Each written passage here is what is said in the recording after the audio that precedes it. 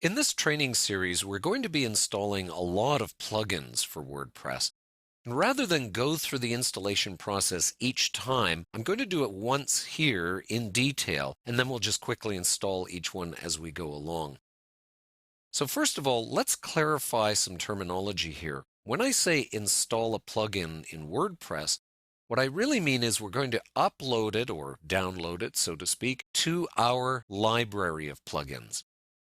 And that's here under installed plugins. Okay, so these two plugins have been installed, but they haven't been activated. In other words, they don't function yet.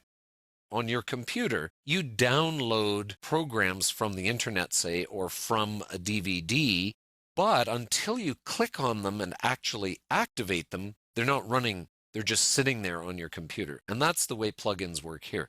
So we install them, we download them to WordPress, and then we activate them. Okay, so let's go through the process. If we're going to add a new plugin here, in other words, we're going to install it, this search function works by searching the WordPress.org directory and finds the plugin there. So let's try WordPress SEO, let's say, and I search the plugins. Now, it's better if you know the actual name of the plugin, because sometimes if you just use a keyword or part of the word, you may or may not find it immediately. The search function doesn't always work that well, or the person hasn't used the exact term you've used. So if you know the exact name of the plugin, that'll help a lot. Now, in this case, we have found WordPress SEO by Yoast. That's the one we wanted. And there's the button right there, Install Now. So I just click on that. Are you sure you want to install this plugin? Yes, we do. Okay, so now, there you go. It's all installed. In fact, if we go back to here, you can see it's now part of our library. So it's installed. And then when we click to activate it, that's a whole other process. There we go. So you'll sometimes get messages that will appear up here, and then you can take care of those messages based on that. And sometimes they will even have a pop-up window like this. In this particular case, he has a tour of the plugin. That doesn't always happen. One of the things that can happen, if we go back to Add New, and let's go in here and find WPDB Backup. Search our plugins. Now, if I click on Details, it tells me a bit about the plugin. Now, you'll sometimes come across this.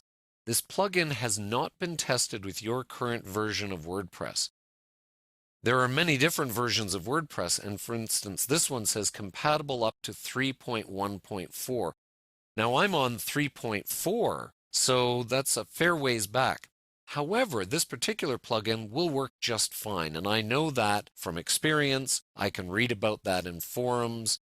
What this is saying is the last known compatibility, and this is something the developer has to put in manually. They have to say, I know it's compatible up to this point.